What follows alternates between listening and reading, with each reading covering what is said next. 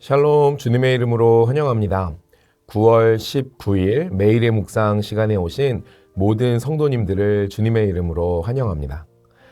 오늘 저와 여러분이 함께 살펴볼 성경 속의 인물은 이새입니다. 함께 룻기 4장 18절에서 22절의 말씀을 읽도록 하겠습니다. 베레스의 계보는 이러하니라.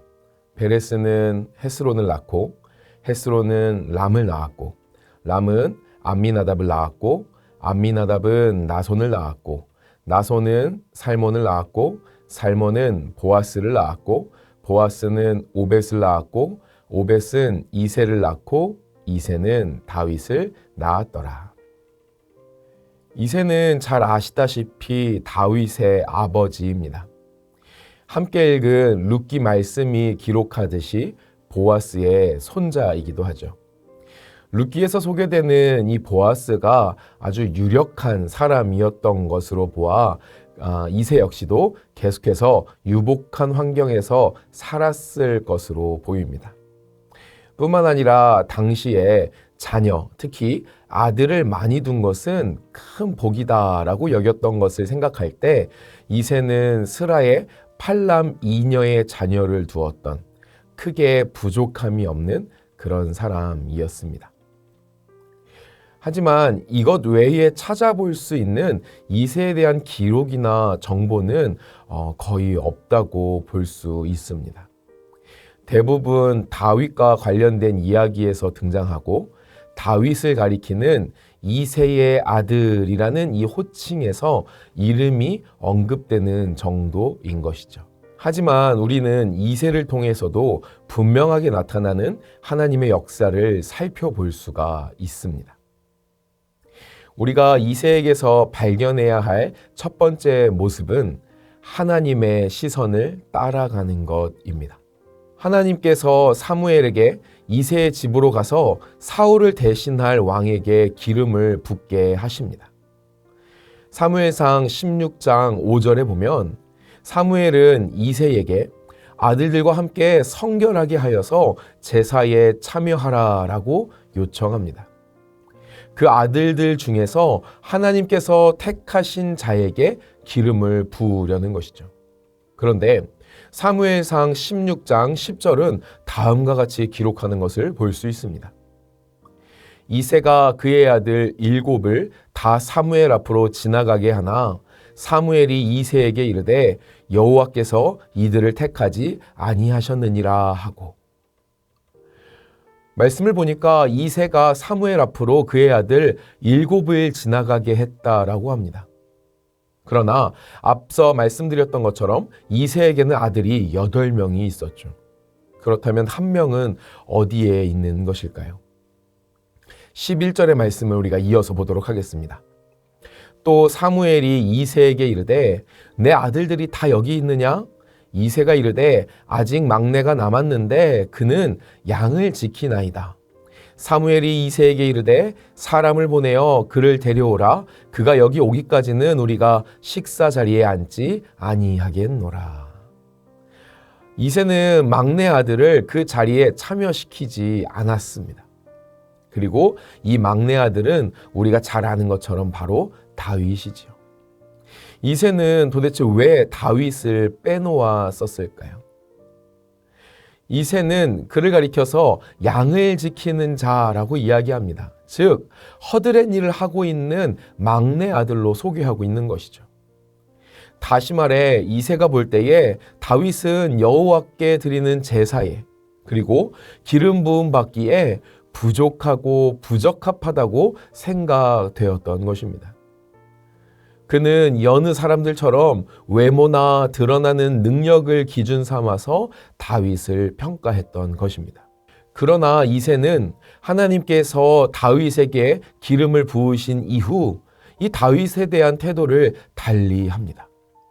사무엘상 16장 14절 이하 사울이 자신을 위하여 수금을 타는 자로서 다윗을 청하자 그를 보낼 때에 적극적으로 후원하는 모습을 보여줍니다. 뿐만 아니라 사무엘상 22장에 보면 다윗이 사울을 피하여 도망하던 때에는 가족들을 데리고 가서 다윗과 함께하는 모습을 보이기도 하는 것이죠. 우리는 자신이 가지고 있던 선입견이나 편견에 휩싸이면 거기서 벗어나기 참 힘들 때가 많습니다. 그러나 이새는 그리하지 않았던 것이죠. 비록 처음에는 자신의 기준으로 다윗을 보았을지언정 하나님께서 기름 부으신 후에는 다윗을 그에 합당한 사람으로 보고 지지하고 있는 것입니다. 즉 하나님의 시선을 오롯이 따라갔던 사람이 바로 이새였던 것이죠.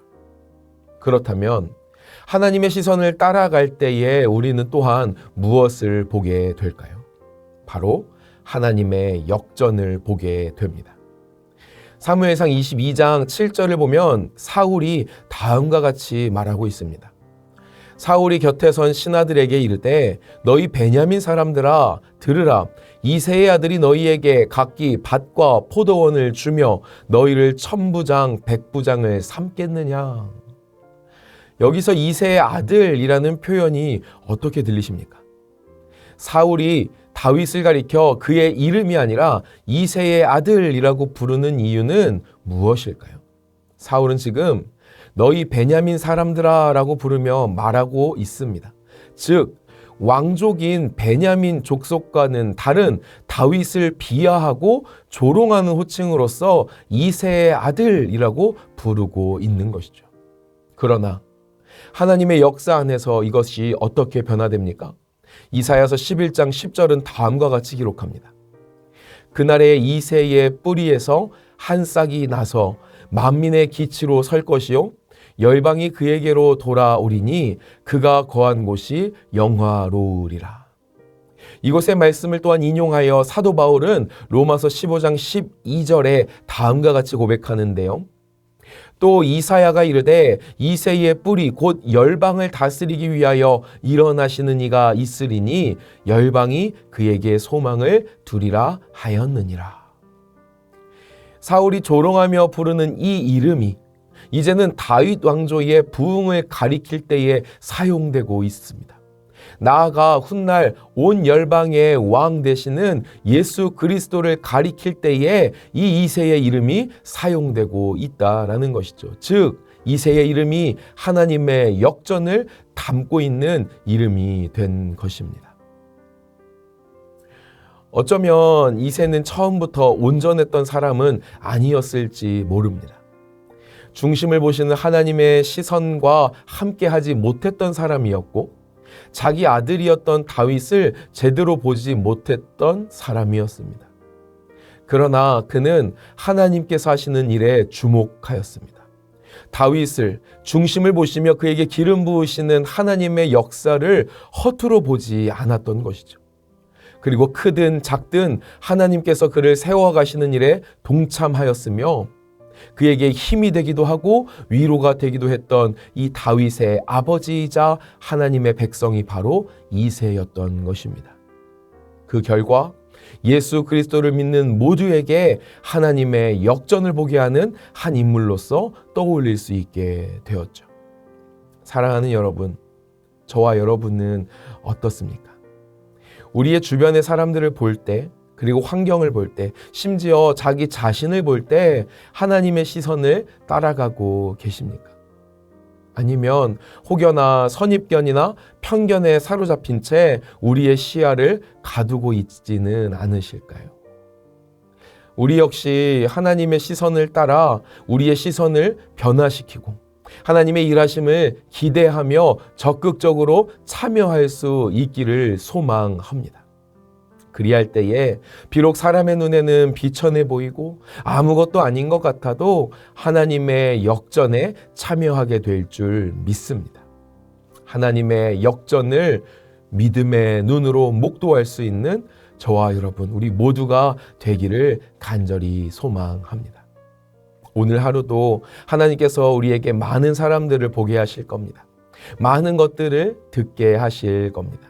그때마다 하나님의 시선을 구하시고 하나님의 역사를 기대하고 소망할 수 있는 저와 여러분 모두 되시기를 우리 주 예수 그리스도의 이름으로 간절히 축복합니다. 우리를 통하여 하나님의 새 역사가 오늘도 아름답게 이루어질 줄 믿습니다. 아멘. 기도하시겠습니다. 사랑하는 하나님, 비록 이새가 처음에는 다윗을 온전히 보지 못했을지라도 다윗이 하나님께 귀히 쓰임받는 데에 이새라는 아버지가 반드시 있어야 했음을 봅니다. 우리도 하나님의 시선을 따라가기를 힘쓰며 그 가운데에 힘써 동참함으로써 하나님의 역전을 볼 수 있는 믿음의 사람들이 되게 하여 주세요. 새 일을 행하실 하나님을 찬양합니다. 감사드리며 우리 주 예수 그리스도의 이름으로 기도드립니다. 아멘.